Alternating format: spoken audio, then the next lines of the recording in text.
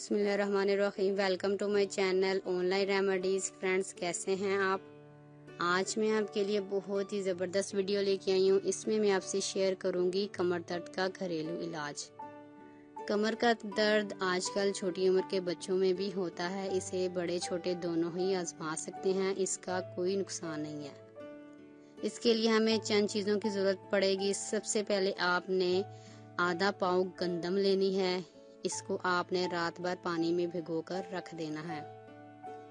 पानी इतना हो कि गंदम सारी डूब जाए, क्योंकि पानी में गंदम फूलती है, इसलिए पानी खुला इस्तेमाल करें।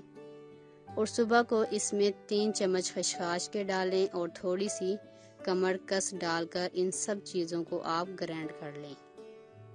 और बाद में 2 गिलास दूध में ये सारी चीज़ें मिक्स करें और फिर इस दूध को ग्राइंड कर लें।